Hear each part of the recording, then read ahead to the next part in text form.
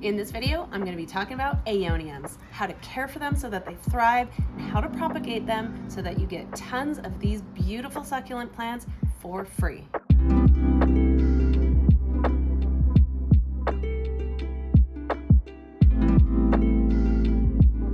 The Aeonium, also known as the tree house leek, I've also heard it called an Irish rose, is a type of succulent native to the Canary Islands mostly, but also certain parts of northern and East Africa. It's an absolutely beautiful succulent.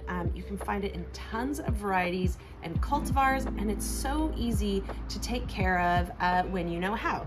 It's also really, really easy to propagate. So it's so easy to make tons of this plant from cuttings. So we'll be covering that in this video. I do have a ton of Aeoniums in my garden, so let me show you a few of them. So the first Aeoniums I ever came across, when I first moved to my home, my mom gave me a giant bag of Aeonium voodoo that she had trimmed back from her garden, and I ended up cutting them up, planting them in my yard. Not only have they rooted, but they have created so many more plants to the point where I almost have more than I know what to do with. One of my other favorite Aeoniums is my Aeonium sunburst. I have this planted in a couple places in my yard. I planted one just straight into the soil, and it has gotten absolutely huge, and it is beautiful and happy. It loves its spot. It's got a lot of sunlight throughout the day. I don't water it too much, maybe once a month. Right now it's winter. I just let the rain water it when it happens. I also have it planted in a pot, and it is very happy there. It does have a really long stem as it grows bigger and bigger and bigger, but it is very happy and healthy. Another really fun Aeonium, which is more of a bush style Aeonium, is my Aeonium kiwi. Similar to the sunburst with white stripes, and with more direct sunlight, it does get pink on the leaves and pink edging, little red edges, and it's absolutely beautiful. It is so easy to grow. It shrinks back in the summertime, and in the spring, it just really comes back to life. I have a lot of varieties of big clumping green Aeoniums, and some of the taller varieties of these red Aeoniums. You'll have to forgive my pronunciation, but the Aeonium is a succulent in the Crassulaceae family. I believe it is the right pronunciation of it. Being native to the Canary Islands, North and East Africa regions, they are warm weather plants. They do like it really bright and sunny, but they can have a tendency to get sunburned if they're exposed to too much direct sunlight and heat, if they're not prepared for it. There are a ton of varieties of this plant. They come in lots of different sizes, shapes, and colors. They're relatively easy to find. They're not exactly rare plants, but the best part about these plants is how easy they are to propagate. They are known for their rosette shape, the way the leaves do twirl around in a sort of rose-like petal pattern. These are, of course, leaves, but they can flower. Now, that is one thing to note about Aeoniums. They are monocarpic succulents, which does mean that when they flower, it is a death bloom. They usually pop out right from the middle. If you do have an Aeonium, you'll be able to tell when it's about to flower because the leaves start to get really compact before shooting straight upwards and creating a big bloom. But the thing with all death blooms, I always say, especially with succulents, not to worry. Everyone panics that that is the end of their plant. One of the beauties of Aeoniums is when they death bloom, the plant will tend to puff out along the sides and create lots of new plants. So you can let it bloom, cut off that bloom later, and it will create even more plants along the sides. Like most succulents, they are warm weather plants. They do like a lot of bright light. Depending on the variety, you can control the color of the leaves by how much light and stress they do get. This variety, for example, it's very green right now. This is an Aeonium voodoo. This one has been kept in the shade recently. This is a cutting. You can see it grew really tall in my garden. I cut it back. I've set it aside with plans to replant this elsewhere, but it has been in the shade, so it is very green at the moment. If I put this into more direct, more bright sunlight, these leaves will turn a very dark red. And sometimes they get a little bit green in the middle. It's a really beautiful plant. So the red color, these are Aeonium voodoos. They do turn this nice dark red with sun exposure. And you can see when they don't have sun exposure, they stay green. And here's actually, this is quite funny. It's almost like a little suntan. When it doesn't have sun exposure, it stays green. So these leaves that haven't been exposed to the sun, they stay green. And these ones that have been kind of tucked away under here, they're green. Now, not all varieties are this color, of course. Some will always be green. So this is a green variety that it's kind of turning a little bit, it's getting a little pink because of the stress. And you can see this one is really ready to be planted. It has lots of roots after being cut, and it's really dry. And this is one way you know your Aeonium wants to be watered, when the leaves are really wrinkled, flappy, and dry. This really wants to get in the ground and get some water and replenish those leaves. And that's one thing with most succulents, if you put them into more stressful situations. So for example, putting them into bright direct sunlight does stress the plant out a little bit. You can make them more colorful that way. Another thing that's very notable about Aeoniums is they are summer dormant. So when the weather gets hotter, brighter, less water, these plants do tend to lose their bottom leaves, curl up, and almost they almost shrink, really is the best way to describe it. Some people get really worried that their Aeoniums are dying off. It's really more that they are just going through their dormancy period, and come winter, so right now it is the last day of February here in California. This is really bright, full, and green. Almost all of my Aeoniums have come out of dormancy. They're lush, they're huge, they're green, they're full of water because we have had rain, so they get really full and happy once again. So that is another thing to consider when you are planting this plant, that in the summertime they are dormant. So if you plant it in the summertime in the hot weather months, it may take a long time for them to root because they are dormant. So the best time to really plant these, I would say, is in the late summer, early fall. That gives them some time to maybe put the roots into the ground and come back to life in the very late winter, early spring. Being succulents, they don't need a ton of water, and as mentioned, due to their dormancy, they can hold on to water. They have these nice thick stems and pretty juicy leaves. These leaves and stems retain the water, so in the winter months when it is wet, they pull in all that water, and then when it gets hotter and drier in the summertime, that water stays in the plant, sustaining it, and that's why the leaves will start to shrink and get a little bit more thin and papery, and some of the lower leaves will dry up completely. That's totally normal. It's just part of how this plant sustains itself. That's part of it being a drought-tolerant plant. So they are really great in drought-tolerant gardens, and they also do really well in pots.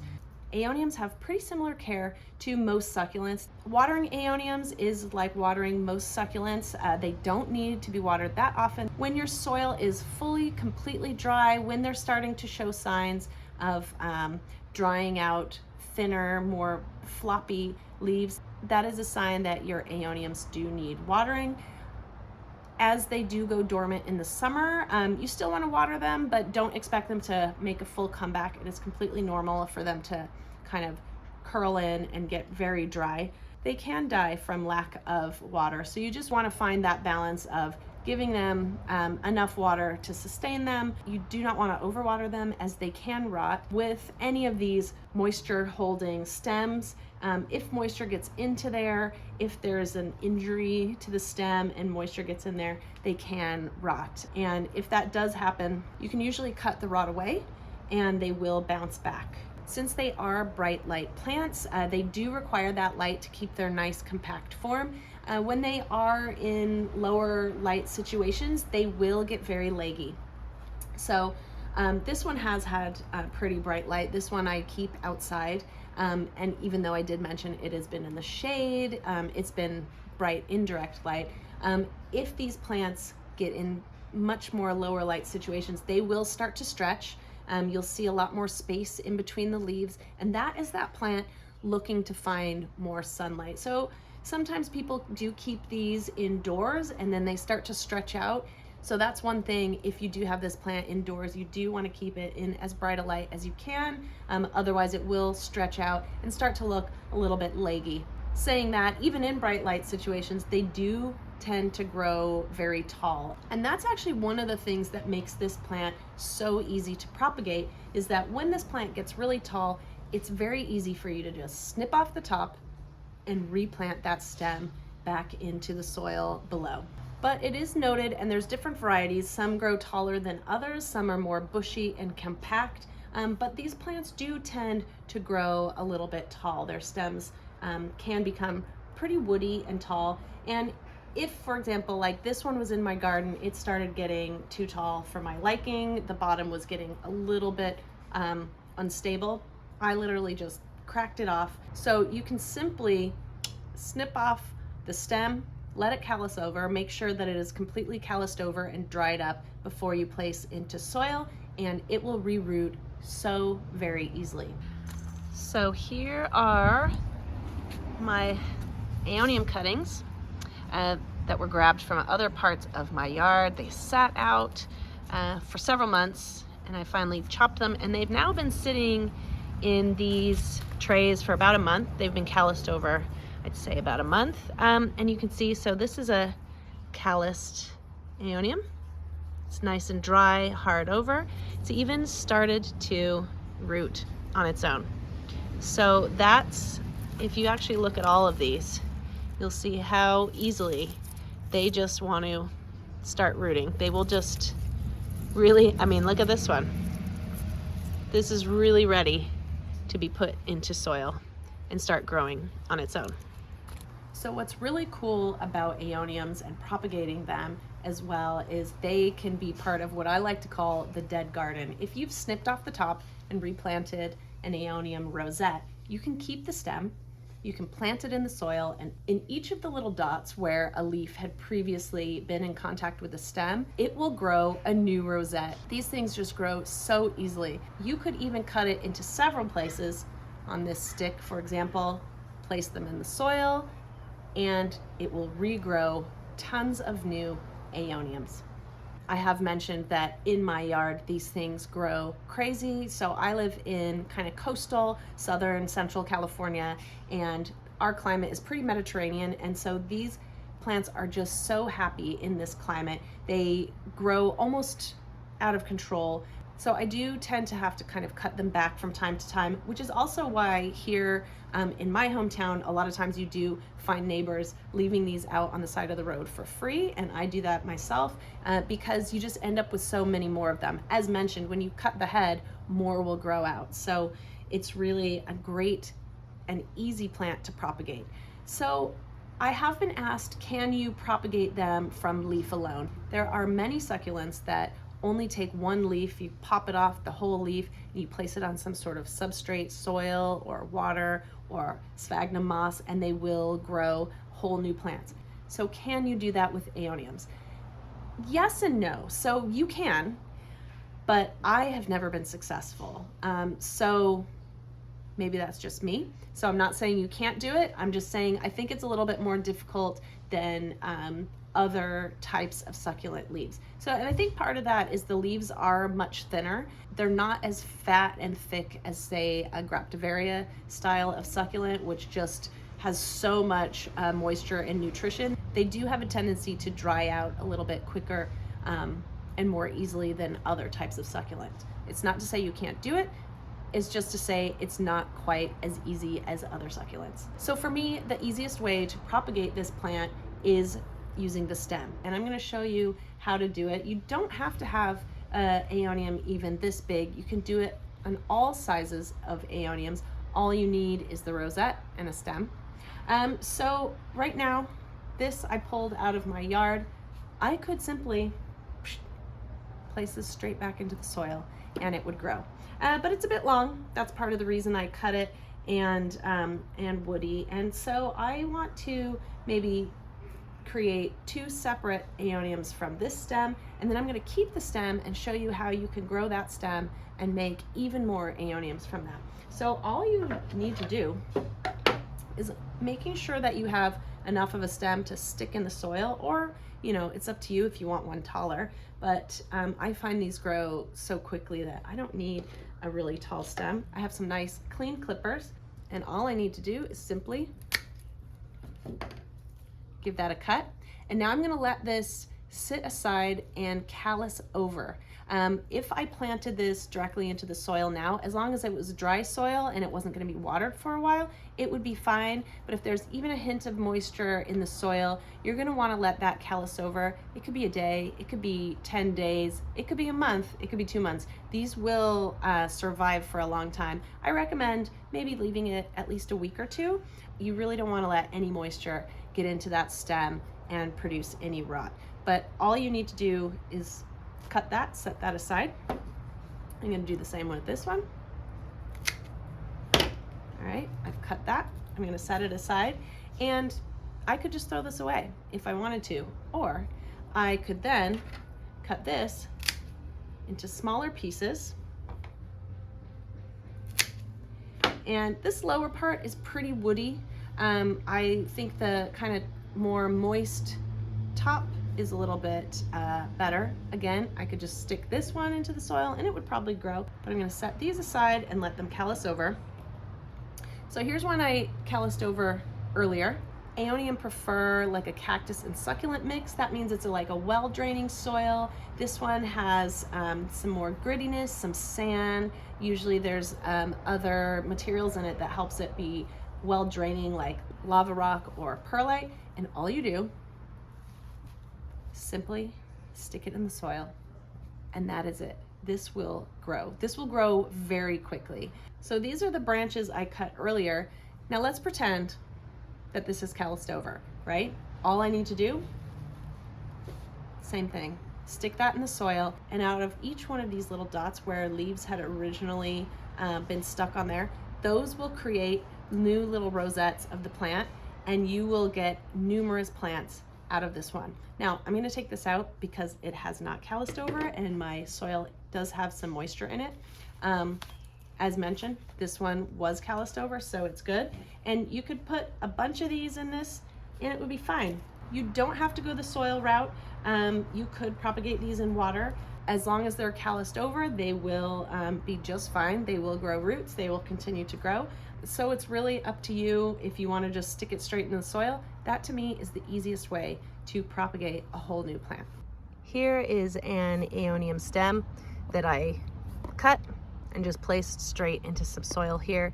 And you'll notice all of these little buds coming out, and they will all start growing new little rosettes. And I'll show you what that looks like.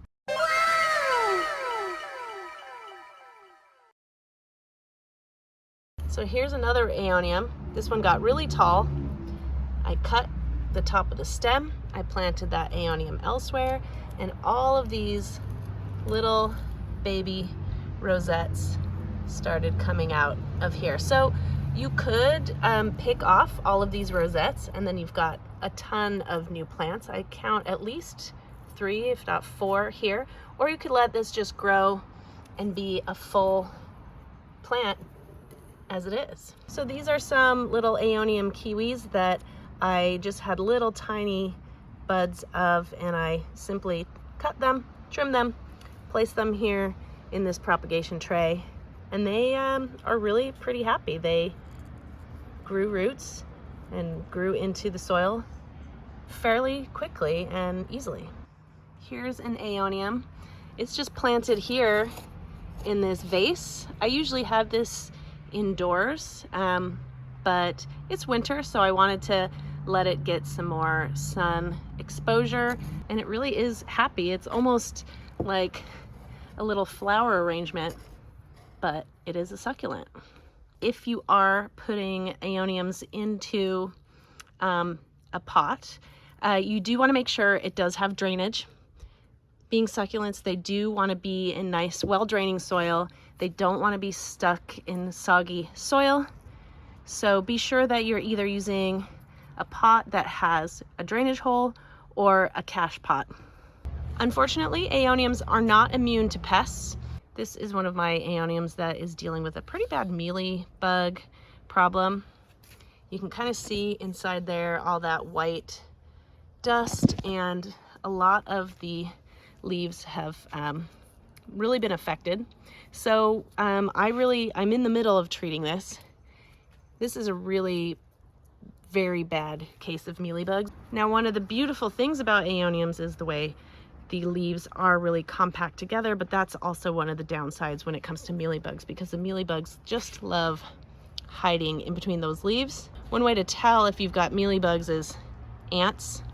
As you can see, this has lots of ants. The ants actually farm the mealybugs for what's called honeydew. It's sort of a byproduct that these little bugs produce. The mealybugs really, they nibble away at the soft growth of plants. And these ones in particular, you can see they've really been very badly affected. They've lost a lot of their leaves. Usually it's not too bad unless this is a really bad infestation, and I might just be better off cutting this whole stem. But this one's not as bad. I want to really treat it. So one way to treat mealybugs is you can do an isopropyl alcohol and water mix. Neem oil also works. And then also remove any, like in this pot, we've had a lot of rain, a lot of moisture. Remove any undergrowth, dead leaves. Like you can see, there's a lot of leaves, places for these mealybugs to hide out. So this plant really needs a really good treatment plan. Aeoniums are really very hardy. This will likely bounce back, but it does need some serious treatment. Another pest that does like Aeoniums are snails and slugs, so just be aware of that in your garden. These plants do produce a lot of leaf detritus, and it is recommended to, every couple of months, go through your plants, feel under and around them, pull out those dead leaves, make sure that, you're getting as much airflow to the stems and the leaves as possible. That will help prevent any mealybug infestations. It can also help make sure that there's no snails and slugs hiding inside within the plant. It'll just be helpful with pest relief. So that is it for my beginner's guide to Aeoniums. If you have any questions, please be sure and put them in the comments. I try and reply to as many comments as I can. You can also find me on Instagram and TikTok, and of course, subscribe.